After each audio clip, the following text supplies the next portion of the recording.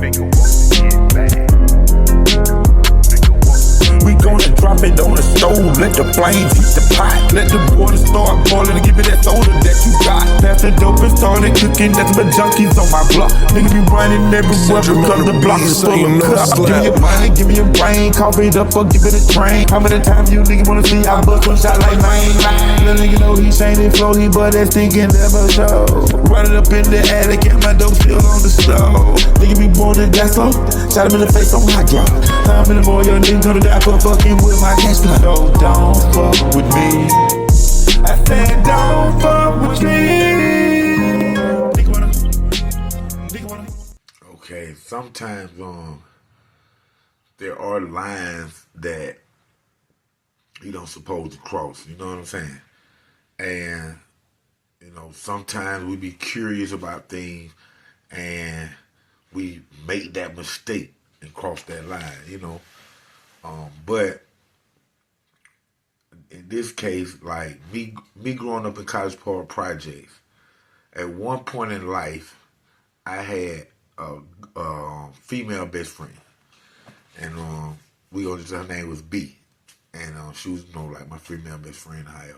And we'll say this is from the age of like a little bit after I got out of the youth development center. So we talking about from like 17 to like 21, you know, right up in Ohio.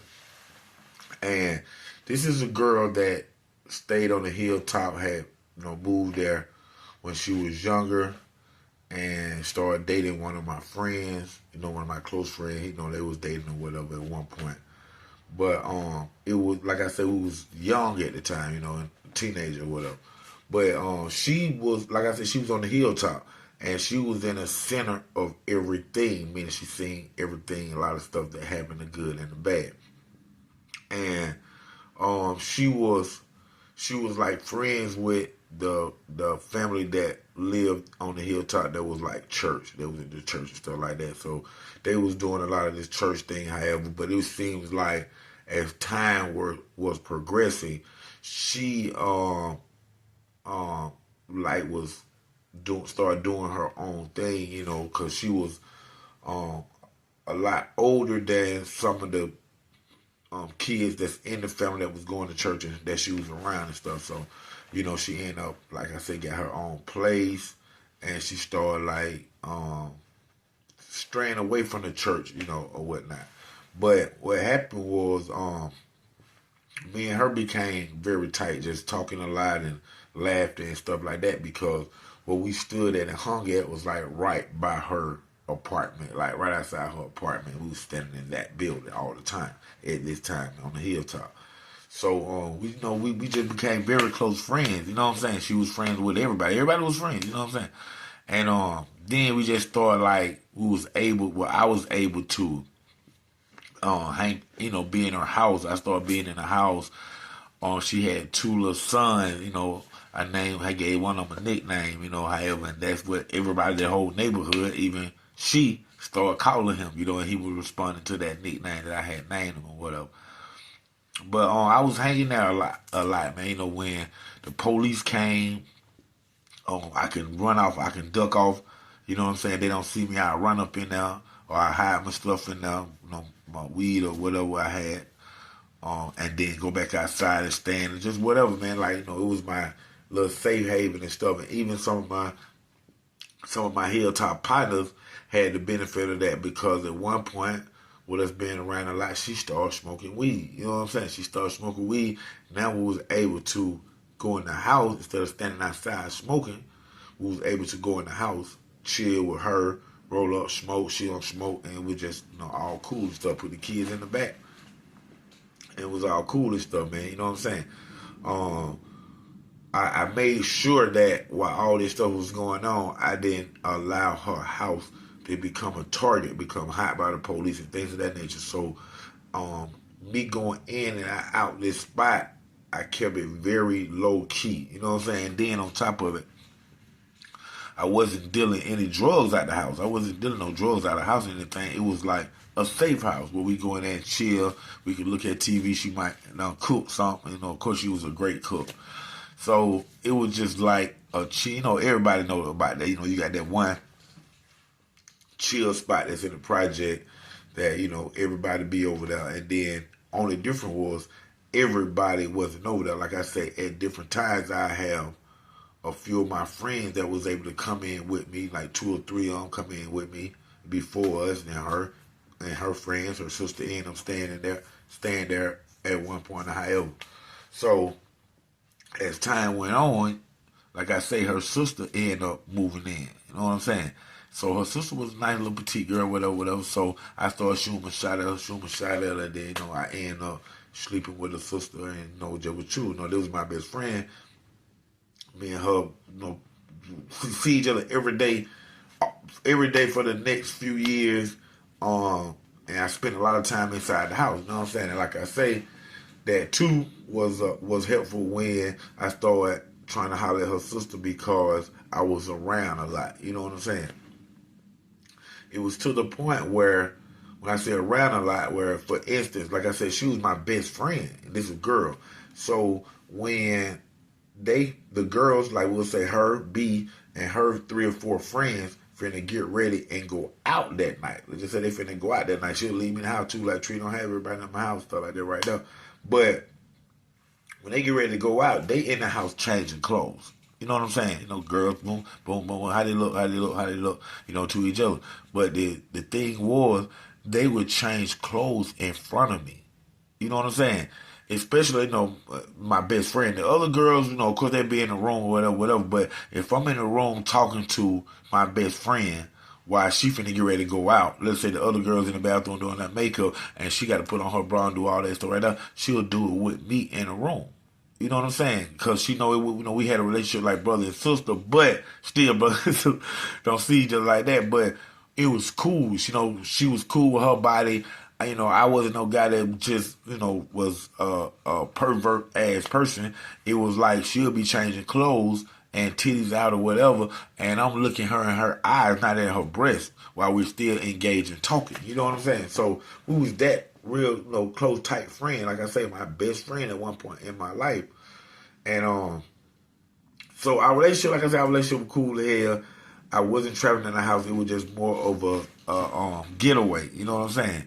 And then, as we, you know, throughout those years, that time passing, you know, she needs somebody too, and, you know, searching for her a companion.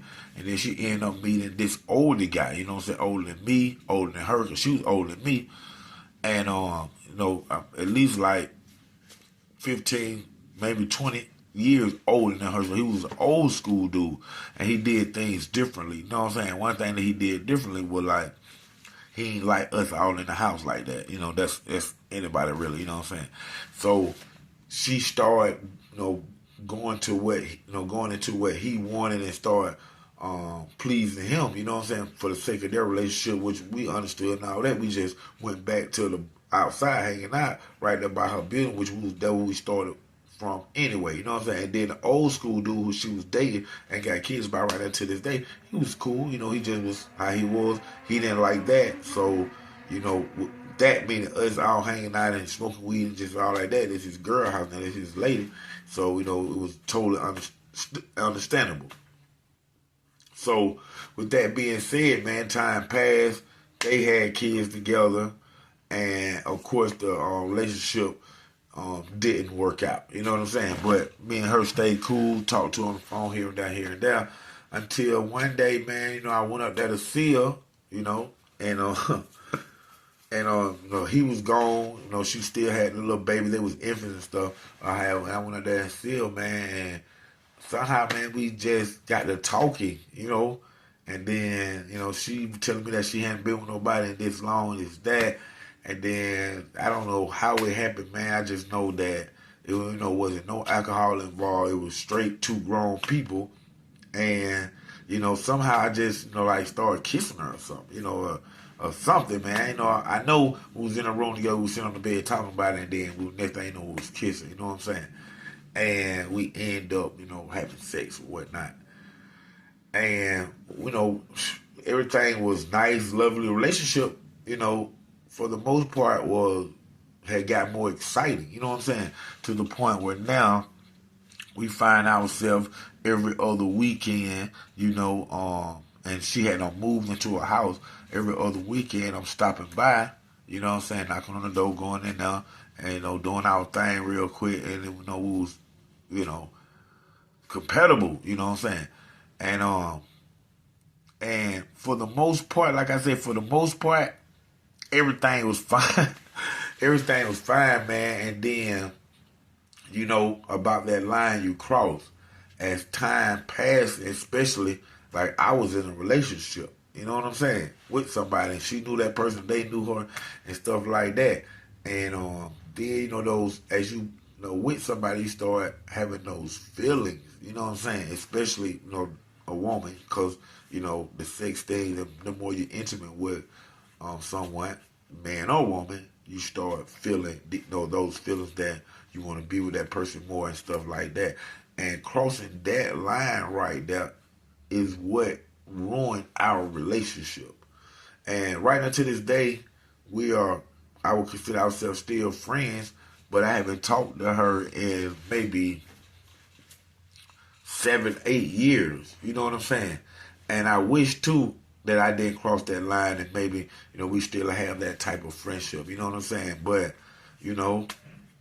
everything happens how it happens. And, what can I say on that, right? Just being real, man. It was fun while it lasted. I can tell you that. I mean, being real. It was. But, man, thank y'all for tuning in to another great episode of Underground Source TV with your host, TV and film producer, Don Treese Knox, OG Black Boy 3700, man. Y'all check out my playlist, man. I got that new album going on right now, man. We almost finished loading up all the songs. Y'all check out my YouTube shops, and most definitely check out my memberships, man. I got great perks for y'all. And now I just opened up where y'all can book me, man. So y'all holler at me, man. Book me to come out, man. Hey, man, I got some great stories to tell your people, man. Any events, man, walkthroughs, appearances, extras, video shoots, man. I'm there for it, man. Y'all holler at me, man. OG Black Boy, College Park, stacked up. Nigga wanna get some get bad, nigga wanna fuck my hoe.